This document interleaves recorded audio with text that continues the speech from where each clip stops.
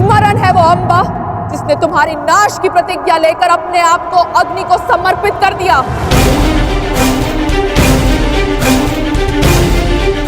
हाँ भीष्म, मैं उसी अम्बा का पुनर्जन्म हूं। शिखंडिनी, शिखंडिनी, शिखंडिनी।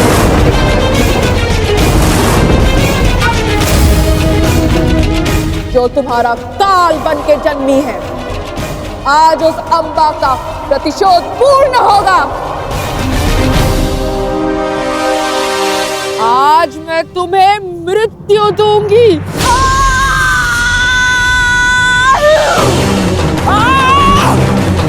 कौन? पितामह को बचाओ, रोको उसे।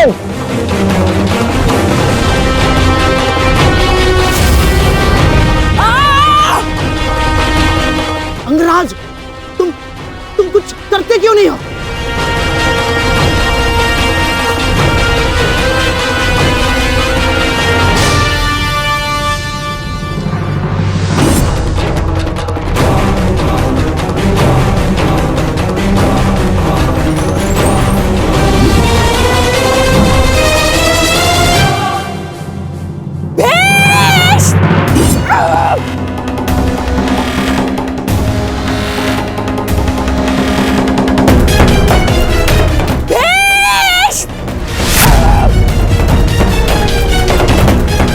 दिखा के बच नहीं पाओगे भीष्म।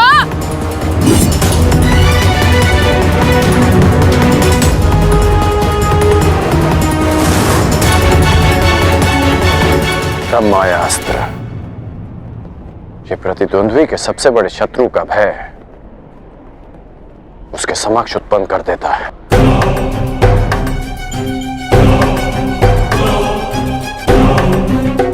आज मैं तुम्हारे हर एक प्रतिबिंब का नाश कर दूंगी।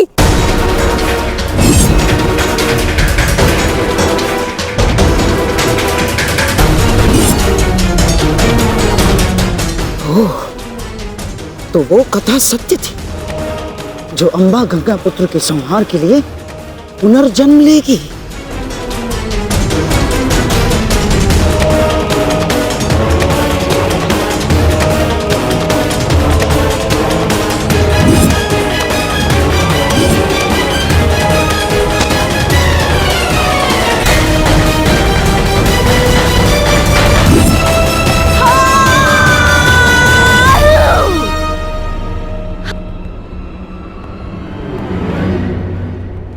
मुझे मेरा प्रतिशोध लेना है।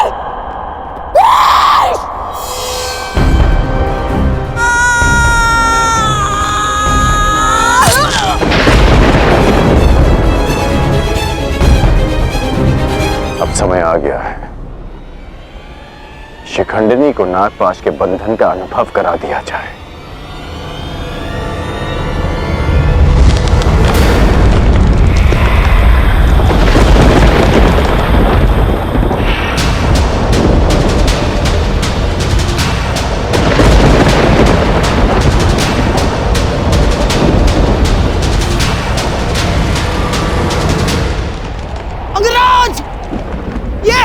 ये कैसा विघ्न है अंगराज? और अचानक ये जलवायु परिवर्तन कैसा?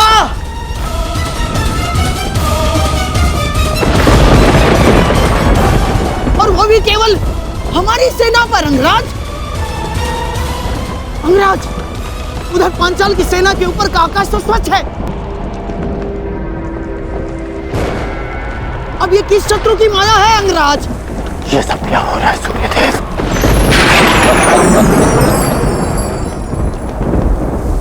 ये सूर्यदेव नहीं मूर्खकण, ये मैं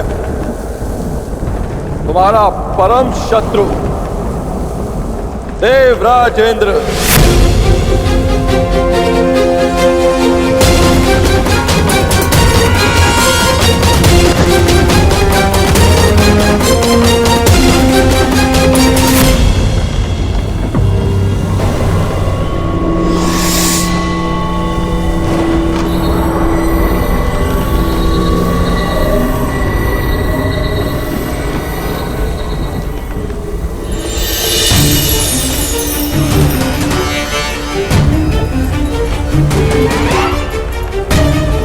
सूर्यदेव, ये आप क्या कर रहे हैं? अब क्यों मेरे मार्ग में आ रहे हैं? देवताओं के राजा होने का ये अर्थ नहीं है कि आप ही को अपनी शक्तियों का प्रयोग करने का अधिकार है।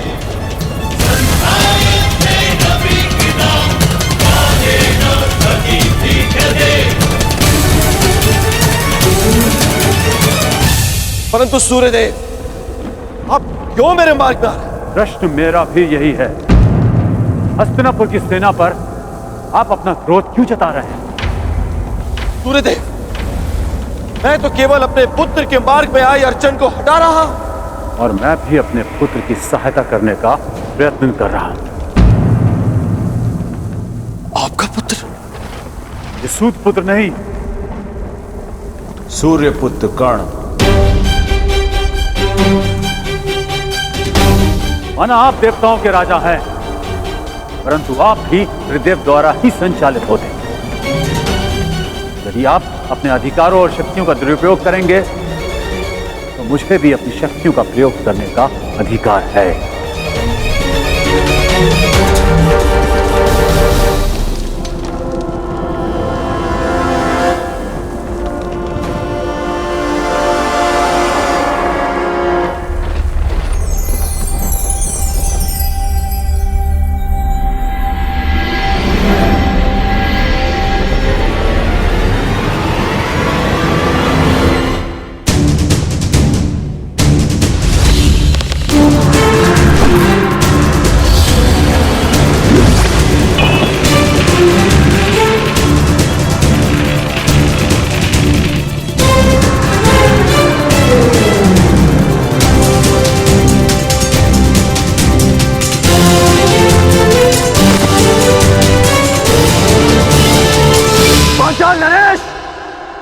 यदि अपने राज्य का विध्वंस नहीं चाहते हो तो अपनी पराजय स्वीकार करो और अपना मुकुट युवराज दुर्योधन के चरणों में रख दो।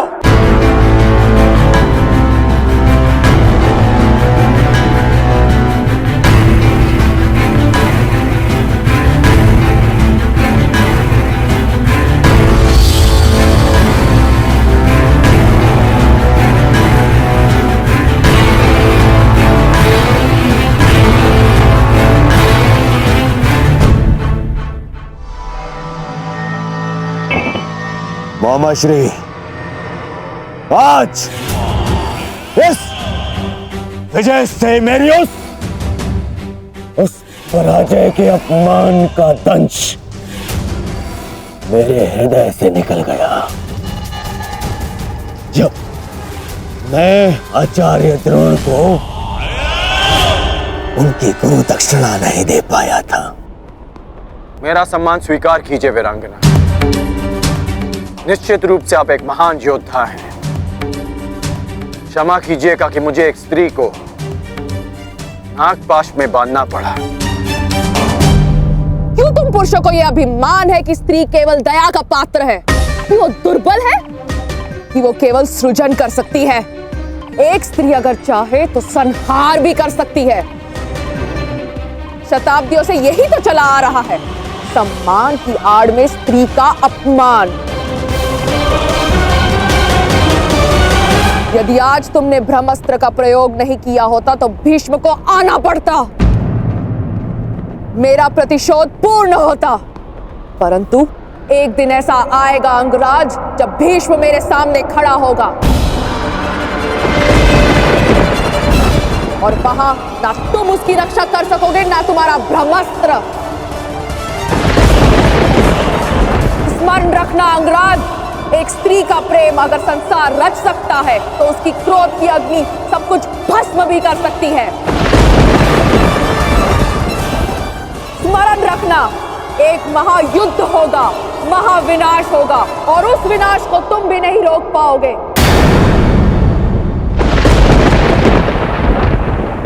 जहां तुम भी अपने घुटनों पर बैठकर अंतिम सांस लोगे। स्मरण रखना कर्ण।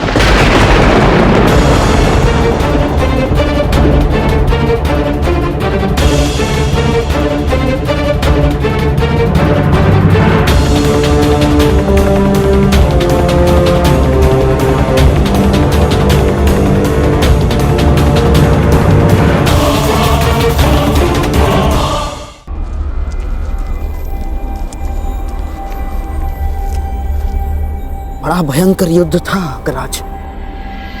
महादेव की कृपा से समाप्त हुआ और हमारी विजय हुई।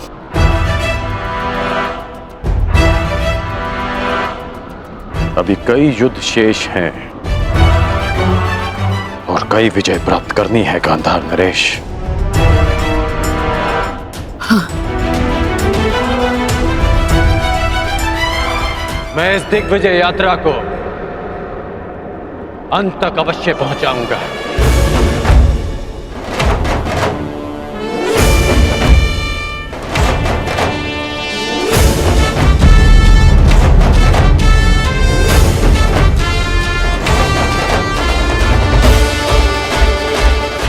आखिर कब इस कर्ण का विजय रथ रुकेगा?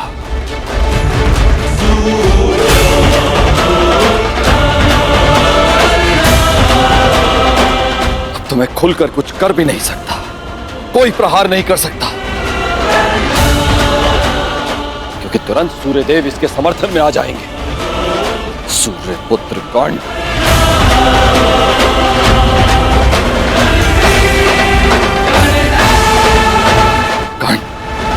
पांचाल पर विजय कर मगध की ओर बढ़ता जा रहा है। और वहां मेरा पुत्र अर्जुन घोर तपस्या करके भी महादेव को प्रसन्न नहीं कर पा रहा। ओम नमः शिवाय।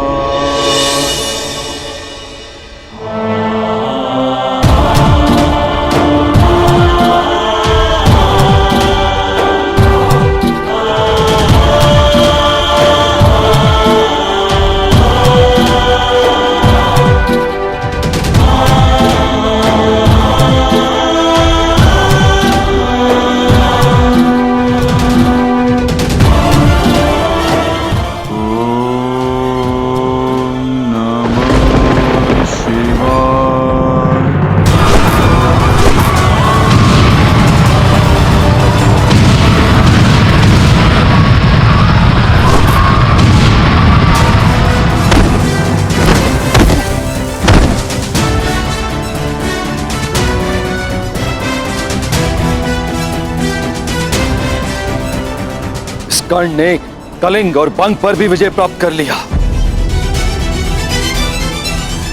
अधिक से अधिक शक्तिशाली होता जा रहा है कर्ण।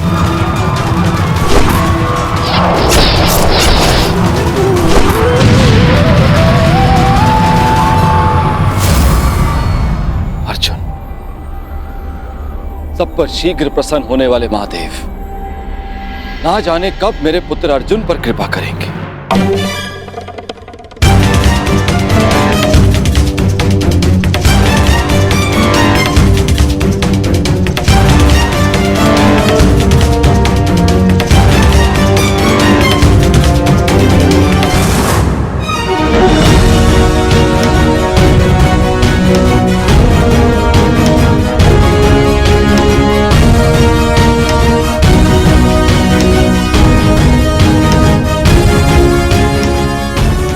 वनवास के 10 वर्ष पूर्ण हो चुके। ये कर्ण अब तक अपराजित है, दिग्विजयी बनने की सीमा पर खड़ा है। क्या करूं मैं और कैसे अपने पुत्र अर्जुन को इस कर्ण से अधिक शक्तिशाली बनाऊं? कैसे?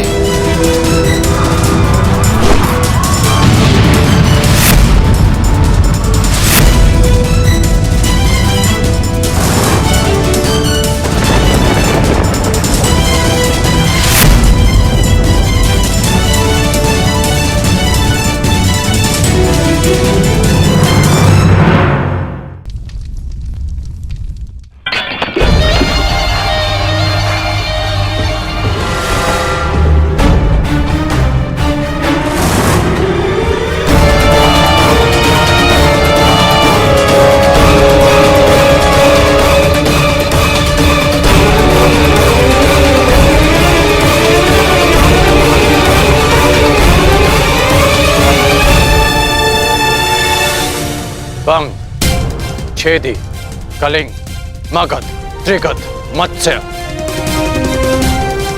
इन सब पर या तो विजय मिली है या इनसे संधि हुई है युवराज। आपके चरणों में भारत के सारे राजाओं के मुकुट प्रस्तुत हैं। कुछ ने स्वेच्छा से दिए हैं और कुछ के शीश काट कर लाए गए हैं। असत्य भाषण तुम जैसे वीर पुरुष को शोभा नहीं देता अंगराज।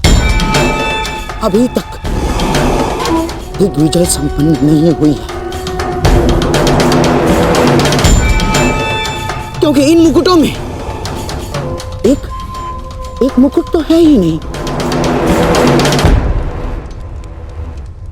उग्रसेन का मुकुट अंगराज। द्वारका अंगराज, द्वारका।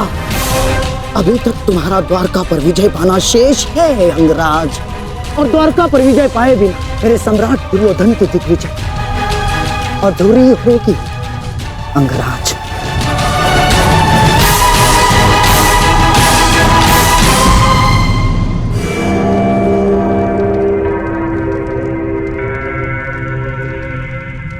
द्वारका से युद्ध यानी वासुदेव से द्वंद्व। क्या आप नरसंहार का प्रण लेकर हस्तिनापुर से निकले थे गांधार नरेश? रक्त की नदियां बह जाएंगी, परंतु वासुदेव और श्री बलराम को हराना असंभव है। लोग इन्हें यूं ही अवतार नहीं कहते। अवतार की कथा पे वो विश्वास करते हैं जो कृष्ण से भयभीत हो।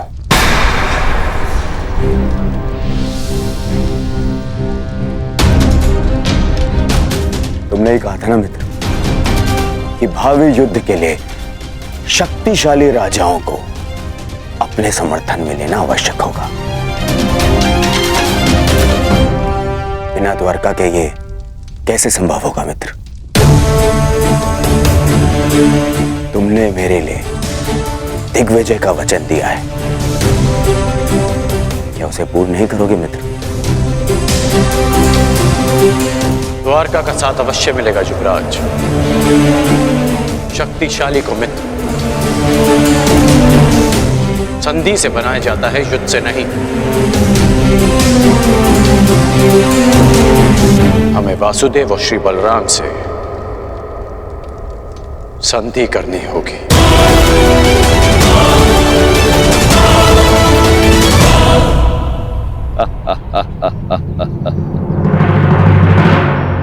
द्वारका से संधि? द्वारका से तुम्हारी संधि नहीं होने दूंगा कर्ण। तुम्हारे विनाश का जो अवसर मैं खोज रहा था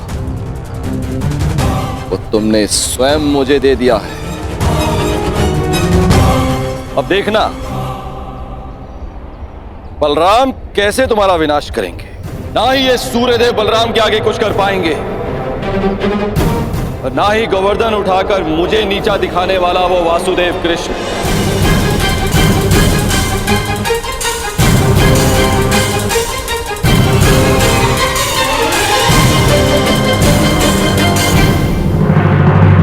वासुदेव और श्री बलराम से संधि करनी होगी। द्वारका से संधि? द्वारका से तुम्हारी संधि नहीं होने दूंगा कर्ण। अब देखना बलराम कैसे तुम्हारा विनाश करेंगे। ये आप क्या कह रहे हैं इंद्रदेव? नंदिनी को आप कैसे लेके जा सकते हैं? विवशता, विवशता श्री बलराम। मुझे लगता है नंदिनी द्वारका में सुरक्षित नहीं। क्यों? अचानक से द्वारका असुरक्षित कैसे हो गया? है नहीं, किंतु होने वाला है। अब तक मुझे लगता था कि कामधेनु पुत्री कल्पपूर्णा नंदिनी आपके और वासुदेव के पास सुरक्षित है, परंतु अब? परंतु क्या इंद्रदेव? क्या आपको यादवों के गौवंश के प्रति प्रेम पर संदेह है? कदापि नहीं, किंतु मुझे हस्तिनापुर की नीति रीति पर विश्वास नहीं है। आप स्वयं ही देखिए, वहां एक पुत्र वधु सुरक्षित नहीं है तो गौवंश कैसे सुरक्षित रहेगा? हस्तिनापुर से द्वारका का क्या संबंध है? संबंध है हलधर। हस्तिनापुर के लिए कर्ण दिग्विजय पर निकला है। आवश्यक है कि वो एक दिन द्वारका अवश्य आएगा। आपने सोच भी कैसे लिया देवराज कि हस्तिनापुर की अधीनता हम स्वीकारेंगे? यदि हस्तिनापुर की सेना द्वारका के द्वार पर पहुंची तो मैं उन्हें यमलोक का द्वार दिखा दूंगा। और वो यदि संधि के लिए आए तो? संधि? संधि तो एक बहुत अच्छा विकल्प है। संधि से विकास के द्वार खुलते हैं। बड़े ही भोले हैं आप महाबली। आप उस हस्तिनापुर से संधि करेंगे जहां पुत्र वधू के वस्त्र हरण किए गए। आप उस हस्तिनापुर से संधि करेंगे जहां आपके फुफेरे भाइयों को द्यूत में छल कपट से हराया गया। याद रहे, कर्ण भी उनके साथ है। एक सूत पुत्र से संधि करेंगे आप? द्वारका में वर्ण भेद नहीं है इंद्रदेव। किंतु कर्मों का क्या? उस कर्ण ने छल कपट करके अपने गुरु से विद्या प्राप्त करी। खुले दरबार में द्रौपदी का अपमान होते देखा। आपके बहनोई अर्जुन के प्राणों का प्यासा है वो, कोई योद्धा नहीं है वो, एक छलिया है।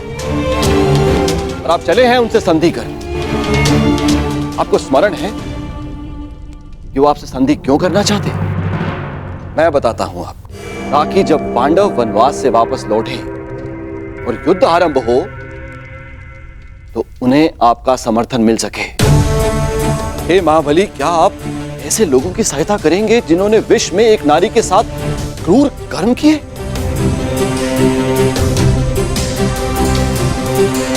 तो और क्या विकल्प हो सकता है इंद्रदेव? यदि कोई मित्रता का हाथ बढ़ाने के लिए आपके घर तक आए तो आप उसे कैसे ठुकरा सकते हैं? यदि मित्रता का अवसर ही ना दिया जाए तो? कैसे?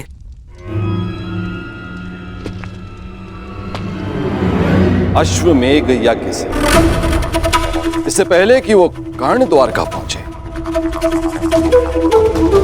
आप अपने नाना श्री के प्रतिनिधि बनकर यज्ञ आरंभ कीजिए। अश्व छोड़िए। यदि कर्ण ने उस अश्व को जाने दिया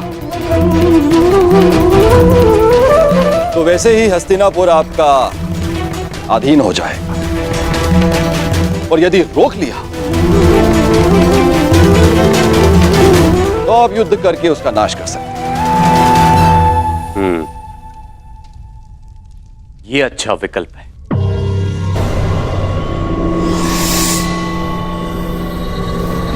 यदि ऐसा है तो मैं नंदिनी को आपके सानिध्य और आपकी सुरक्षा में छोड़ने के लिए तैयार हूं।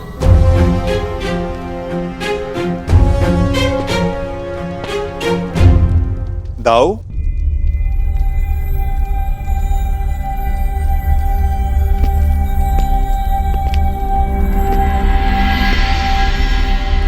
बिना कर्ण की मंशा जाने उससे युद्ध करना मुझे उचित प्रतीत नहीं होता दाऊ।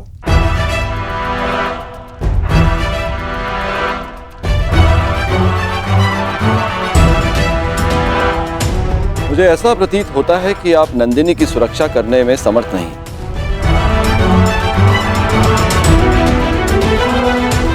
ऐसी स्थिति में आप उसे लौटा ही दीजिए।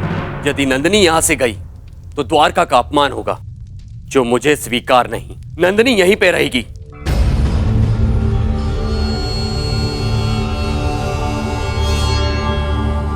अश्वमेघ यज्ञ का आयोजन होगा कन्हैया। ये तुम्हारे ज्येष्ठ का आदेश है।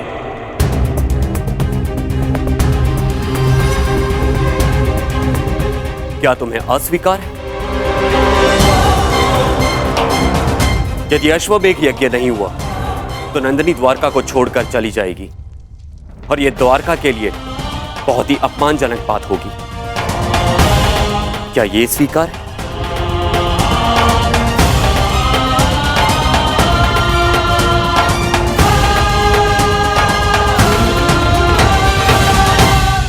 मैं आपके आदेश के परे कहां हूं दाऊ। जैसी आपकी इच्छा।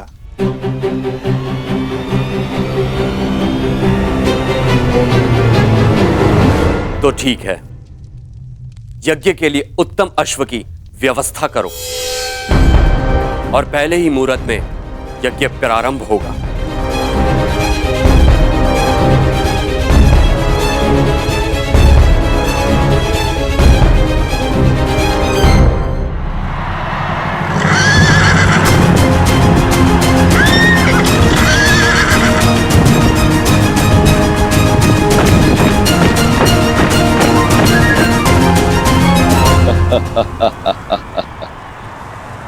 इसे कहते हैं समय का चक्र। हर मोड़ पर तुमने मुझे पराजित किया है कर्ण, लेकिन अब तुम्हारे पास कोई विकल्प नहीं। यदि द्वारका के अश्व को जाने दिया तो भी तुम्हारी पराजय होगी, और रोक दिया तो बड़े भ्राता बलराम तुम्हारा वध करेंगे, जिसे स्वयं अनुज कृष्ण भी नहीं रोक सकेंगे।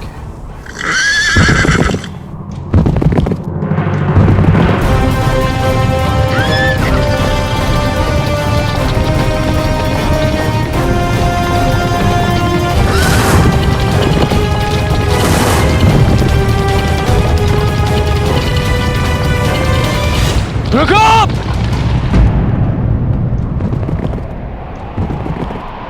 क्या हुआ मित्र? रुकने का संकेत क्यों किया? द्वारका के निकट ही है। अश्व के पश्चात के स्वर सुनाई दे रहे हैं युवराज। ये अश्व की नहीं, तुम्हारे पतन की पश्चात है ये कर्ण।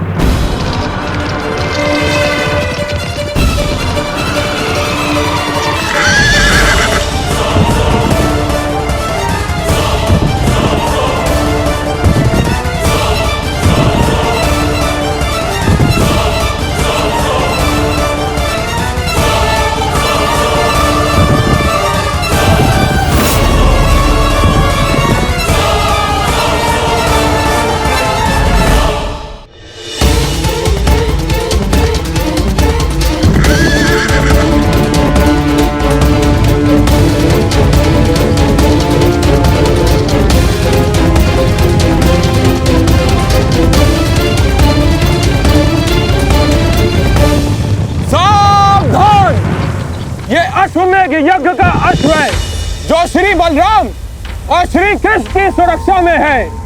इसे रोकने वाला नारायणी सेना के साथ युद्ध को निमंत्रण देगा। अंगराज, ये अश्वमेघ यज्ञ कर रहे हैं तो हम भी दिग्विजय यात्रा पर निकले हैं। रोक लो ये अश्व, हो जाने दो युद्ध। आज उस छलिए कृष्ण को भी हस्तिनापुर के वाणों का स्वाद चखने दो। नहीं मामाश्री, बात केवल कृष्ण की नहीं, हलधर बलराम की भी है। एक बार बलराम ने हमारी मित्रता स्वीकार कर ली, फिर जीवन भर पांडव हमारे समीप नहीं आ पाएंगे, और ना ही कृष्ण हमारा कुछ भी बिगाड़ पाएगा। कर्ण, बलराम जैसे महाबली वीर से अभद्रता उचित नहीं। नहीं दुर्योधन, ना। आज इस अश्व को यूं ही जाने दिया तो सारे भारतवर्ष में यह संदेश जाएगा, यादवों का वर्चस्व स्वीकार कर लिया है हस्तिनापुर ने। ना मेरे सम्राट, ना। कर्ण, तुम हस्तिनापुर की सेना के सेनापति हो, स्मरण रहे। तुम्हारी विजय मेरे सम्राट दुर्योधन के नाम अवश्य होगी, परंतु तुम्हारी पराजय तुम्हारे मस्तक का ही कलंक बनेगी।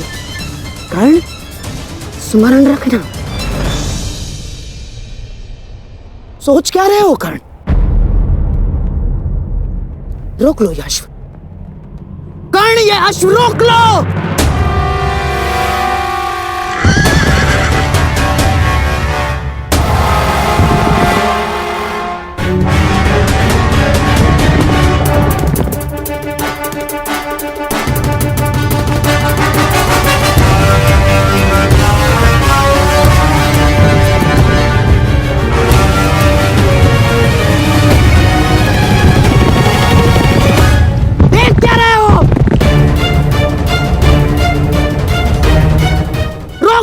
उन्हें। नहीं। कर्ण,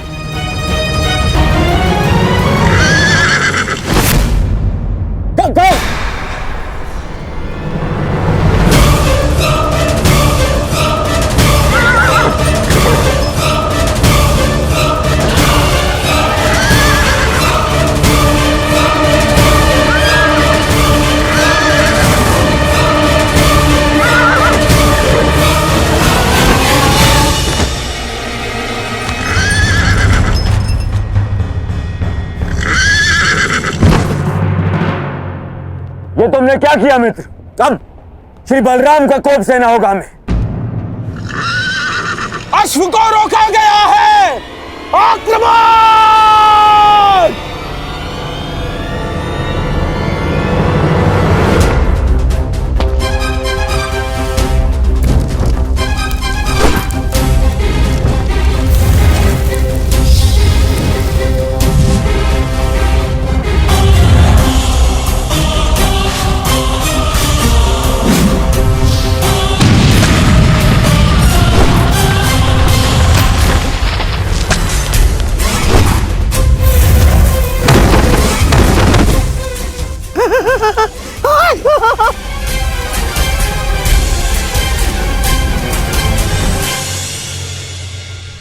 ठीक कहा था देवराज ने। यह कर्ण बड़ा ही उद्दंड और दुस्साहसी है। द्वारका के अश्वों में एक यज्ञ के अश्व को रोका है उसने। हमारी सेना पर आक्रमण किया है उसने। मैंने कहा था ना दाऊ कि ये योद्धा तनिक विकट है। परंतु उसने अभी तक बलराम के हल और गदा की विकटता नहीं देखी है। हस्तिनापुर को अपने हल की नोक से उखाड़कर भूमि में गाड़ दूंगा मैं जानता हूं कि तुम्हें कर्ण प्रिय है, परंतु जो भी द्वारका के सम्मान की सीमा को लांघे वो मुझे प्रिय नहीं। अब कर्ण को मेरा सामना करना ही होगा। अब जैसी आपकी इच्छा दाऊ। मैं तुम्हारी इच्छा जानना चाहता हूं कन्हैया। क्या इस युद्ध में तुम भाग लोगे या नहीं? अब दाऊ की इच्छा है तो कन्हैया को तो आना ही होगा। परंतु क्या? परंतु इस युद्ध में मेरी भूमिका कुछ और होगी दाऊ, क्योंकि आने वाला योद्धा महारथी है और इस युद्ध में सामना करने के लिए आपको एक चपल सारथी की आवश्यकता पड़ेगी।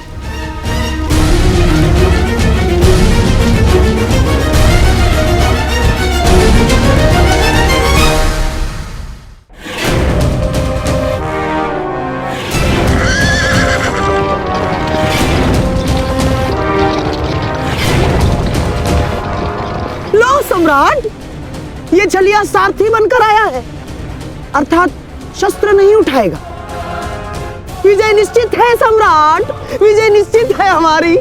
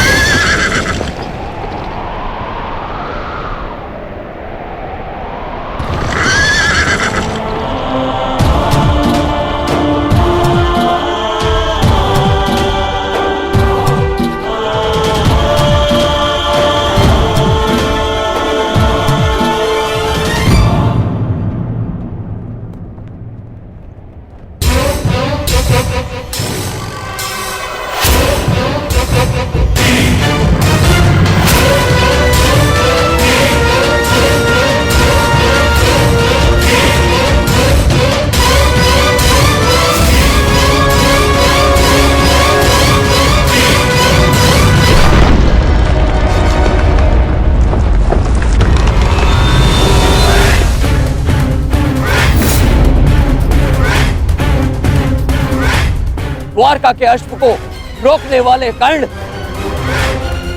तेरा सामना बलराम से है। अपने प्रियजनों का स्मरण कर ले, क्योंकि तेरा स्वागत स्वयं यमराज करने वाले हैं। शत्रु ने ललकारा है। अंगराज उत्तर दो।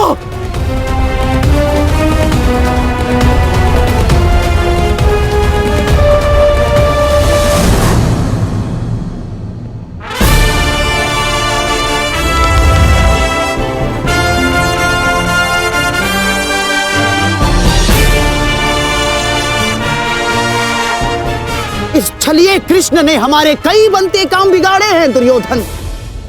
आज इसकी पराजय का आनंद हम उठाएंगे। द्वारका का पतन होगा।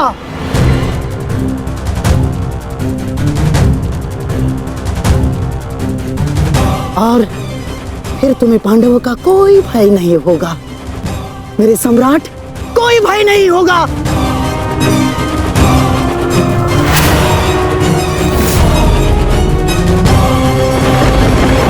बाण संधान करो कर्ण। तुमने बाण संधान किया और मेरा प्रतिशोध पूर्ण होगा। आज मेरे एक परम शत्रु की हार निश्चित है, या तुम्हारी या कृष्ण की।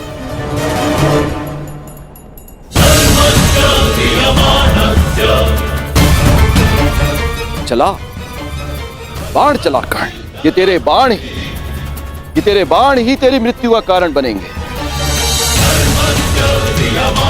देख रहे हो कन्हैया, जिस कर्ण से तुम्हें इतना स्नेह है वो कितना दृष्ट है।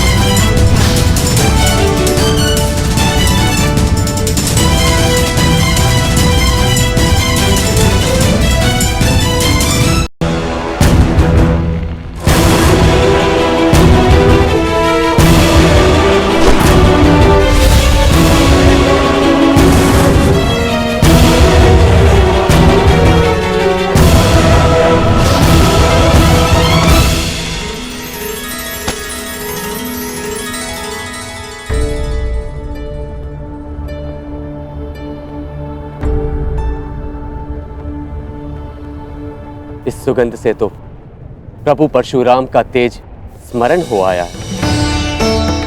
ये कैसा प्रहार है? प्रहार नहीं, आभार है दाऊ।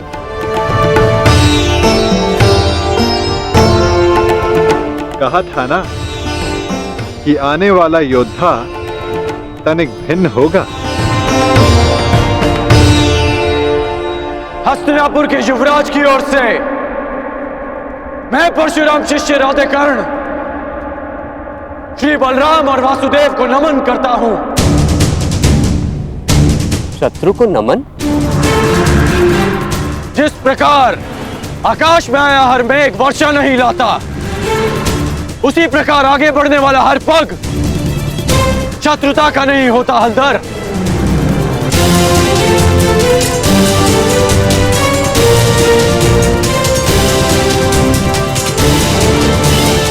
हस्तिनापुर की मित्रता स्वीकार करें। शत्रुता का विकल्प तुमने ही चुना था कर्ण। जब मित्रता ही करनी थी तो अश्वमेघ यज्ञ का अश्व रोका क्यों? ताकि यज्ञ पूर्ण करने की आपकी मंशा और आपके वीरों का परिश्रम व्यर्थ ना जाए।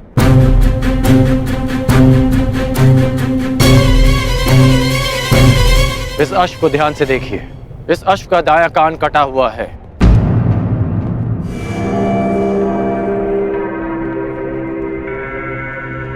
अर्थात इसका अंग भंग है, और नीति अनुसार अंग भंगित अश्व के साथ किया गया यज्ञ फलदायी नहीं होता। इसलिए मैंने आपके इस अश्व को रोका।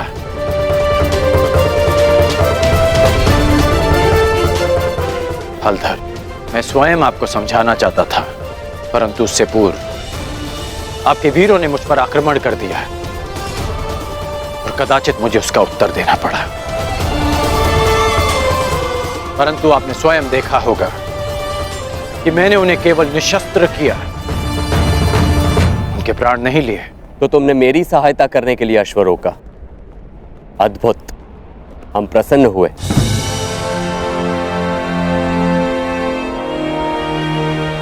यह अश्व लाने का उत्तरदायित्व किसका था? कान्हा, तुम सबको यही कहते हो ना कि तुम मेरी आज्ञा का पालन करते हो, लेकिन परिणाम में वही होता है जो तुम चाहते हो।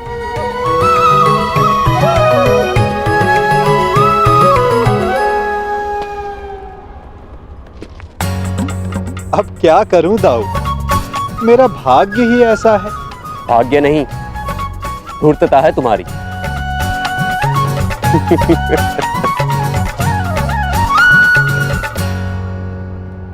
तुम्हें लेके मेरे मन में जो भ्रम था, वो भ्रम तुमने तोड़ दिया है। हम प्रसन्न हुए। कहो, क्या इच्छा है?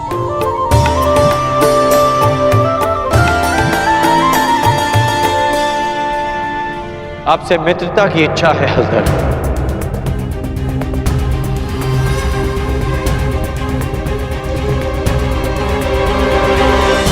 और एक आश्वासन भी बलराम, आवश्यकता पड़ने पर आप और आपकी सेना हस्तिनापुर की सहायता अवश्य करेंगे।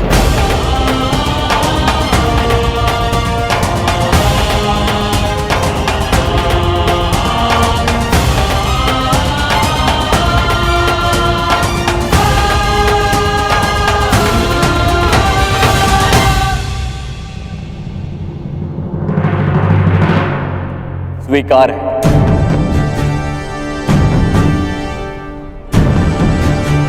परंतु मैंने तुमसे कुछ मांगने को कहा था कर्ण। इस समय मेरा लक्ष्य युवराज दुर्योधन को सर्वशक्तिशाली बना देना है।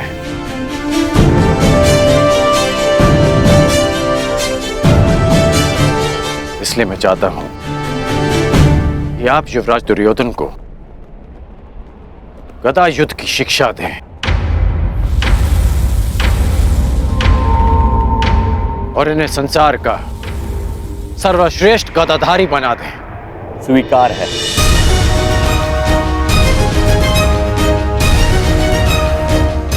आओ, द्वारका का आतिथ्य ग्रहण करो।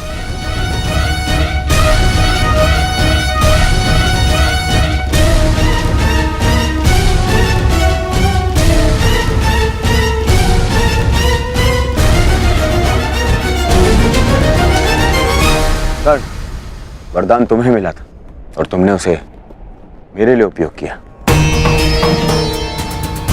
आज तुमने एक बार फिर यह सिद्ध कर दिया कि संसार में यदि कोई मेरा सबसे बड़ा हितैषी है तो वो तुम हो कर्ण। मैं हस्तिनापुर का हितैषी हूं युवराज, और हस्तिनापुर युवराज का सेवक। मेरा धर्म हस्तिनापुर और आपको शक्तिशाली बनाना है। प्रणिपात युवराज।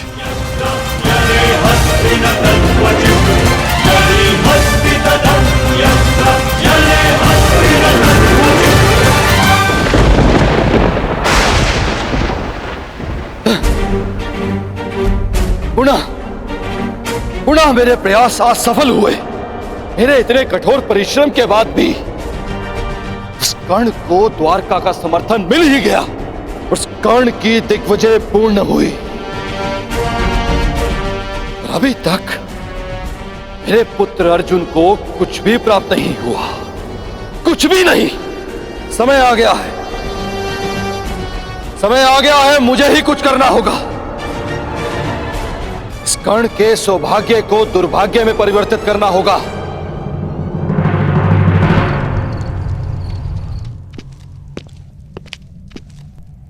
दिग्विजय पूर्ण हुई कर्ण।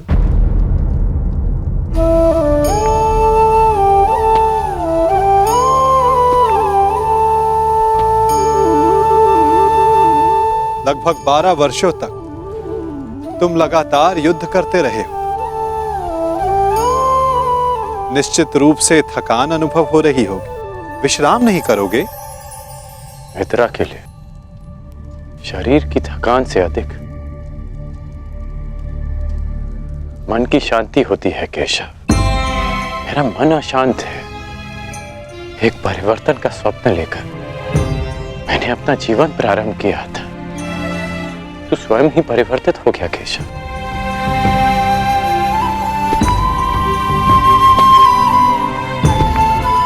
परिवर्तन चाहते हो और स्वयं के परिवर्तित होने से घबराते हो। ये दोहरा व्यवहार उचित नहीं राधे। मैं ऐसा परिवर्तन नहीं चाहता था केशव। मैंने सदा स्वतंत्रता की कामना की थी और आज स्वयं मैं हस्तिनापुर का दास बन गया। मैंने तो कितनी बार तुमसे ये बंधन तोड़ देने का आग्रह किया अंगराज, तुमने ही नहीं स्वीकारा। जानते हो मन में संतोष क्यों नहीं है? क्योंकि लक्ष्य शुद्ध होने के साथ साथ साधन और सहायक भी शुद्ध होने चाहिए। और तुम ये भली भांति जानते हो कि तुम्हारे सहायक कैसे हैं। मित्र, अब भी समय है तुम्हारे पास। नहीं केशव, समय बीत चुका है। मैं अपना वचन नहीं तोड़ सकता। मैं आपसे पूछता हूं, आपने भी तो कई वचन दिए होंगे। क्या आप अपने वचन तोड़ सकते हैं?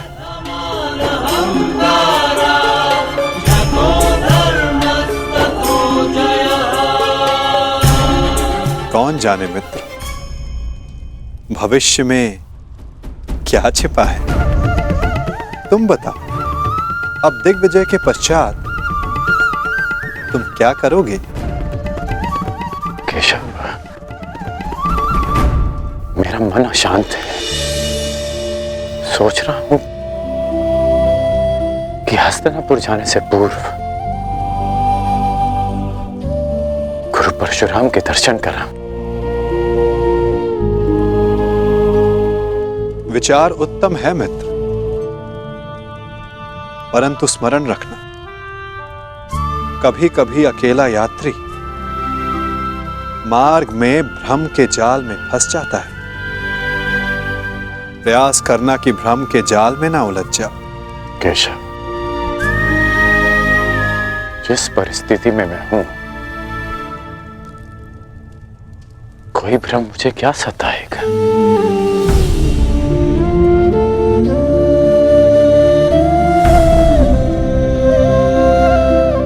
आपकी मुस्कान मुझे बहुत शांति देती है केशव। आज्ञा दीजिए।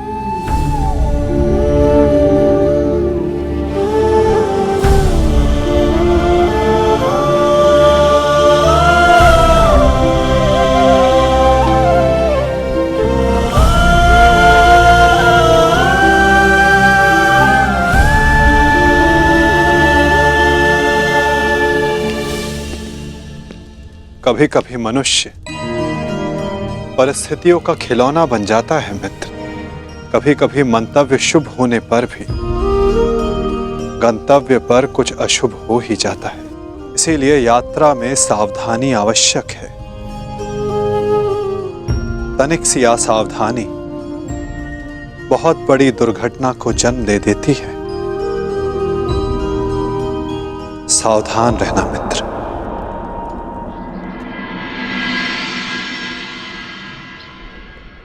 अपने गुरु से भेंट करने से मैं तुम्हें रोक नहीं सकता मित्र, परंतु मैं चाहता था कि तुम मेरे साथ में हस्तिनापुर चलो, मेरे इस दिग्विजय का सम्मान और सत्कार प्राप्त करो। युद्ध में बाण धनुष से चलाए जाते हैं युवराज, परंतु विजय सदा योद्धा की मानी जाती है। उसी भांति दिग्विजय आपकी है। मैं तो केवल एक निमित्त मात्र हूं।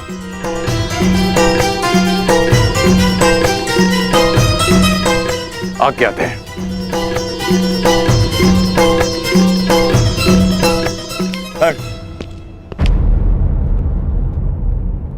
अपने मित्र को हार कर ये दिग्विजय अधूरी है मित्र। 12 वर्ष बीत गए। इन 12 वर्षों में तुमने मेरे लिए धनुष उठाए, परंतु कभी दृष्टि नहीं उठाई। ढाल बनकर मेरे शरीर की रक्षा की है, परंतु मित्र बनकर कभी गले नहीं लगाए।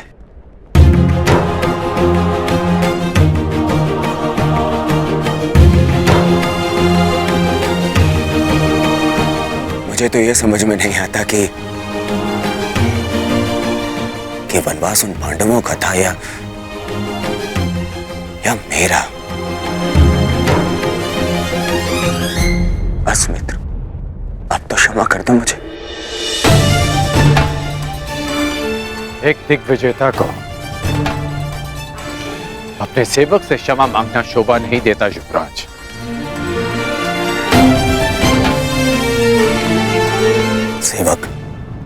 सेवक ऐसे 100 दिग्विजय न्यौछावर कर सकता हूं तुम्हें एक बार गले लगाने के लिए। बस एक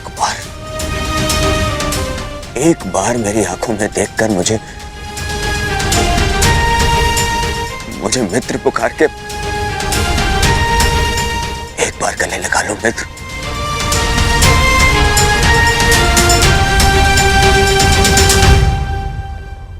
कदाचित एक बार उस मित्र की पुकार युद्ध भवन में भी सुन ली होती है आपने युवराज।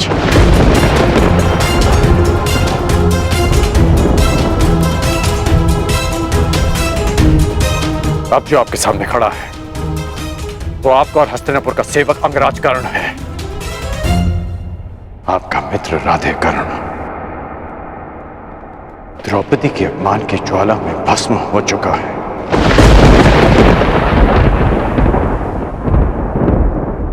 और जो भस्म हो जाते हैं वो किसी को गले नहीं लगा पाते।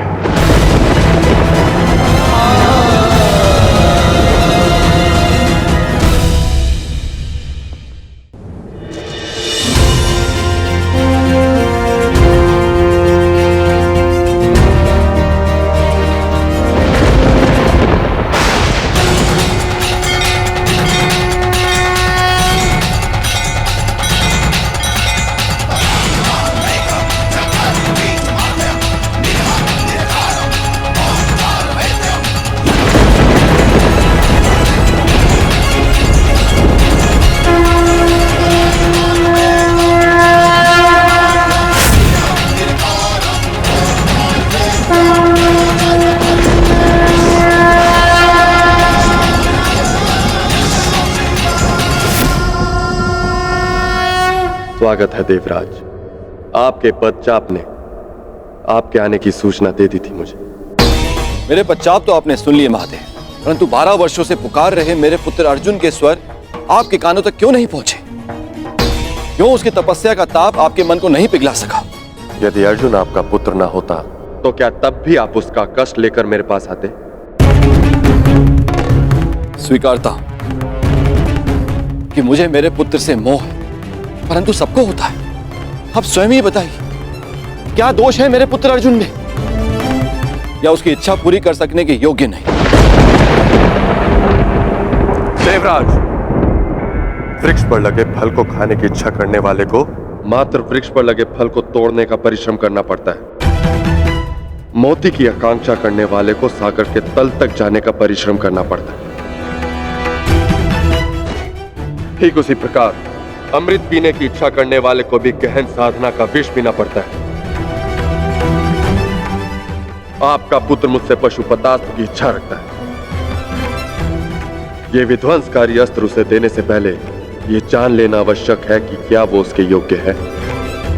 शक्तियों के साथ साथ उत्तरदायित्व भी बढ़ता है। यह जान लेना आवश्यक है कि क्या वो ये उत्तरदायित्व उठाने योग्य है या नहीं। पशुपतास्त्र पाना है, कई परीक्षाओं का सामना करना पड़ेगा अर्जुन को। अपने पुत्र के मोह में आपने क्या क्या किया है, मुझसे कुछ छिपा नहीं। पूरे पुत्र को नीचा दिखाने के लिए आपने देवराज पद की गरिमा को किस तरह लांछित किया है, भली भांति जानता हूं। देवराज, यदि एक पिता अपने पुत्र की परीक्षा लेता है तो पुत्र प्रशंसा पाता है। जब एक पिता पुत्र की प्रशंसा करता है तो पुत्र केवल परीक्षा पाता है। आशा है कि अगली भेंट देवराज इंद्र से होगी, पुत्र मोही पिता से नहीं।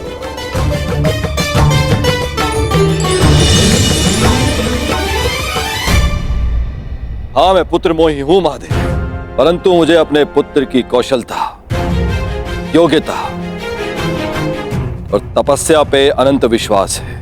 आपकी प्रत्येक परीक्षा में मेरा पुत्र अवश्य सफल होगा। किंतु जिस कारण आपने उस कर्ण के लिए देवराज इंद्र को अपनी दृष्टि नीचे करने पर विवश कर दिया, कर्ण को ऐसे परीक्षा में डालूंगा कि वो कभी सफल नहीं होगा। उस दिग्विजय कर्ण को दिशा विहीन कर दूंगा, महाशाप दिलाऊंगा उसे।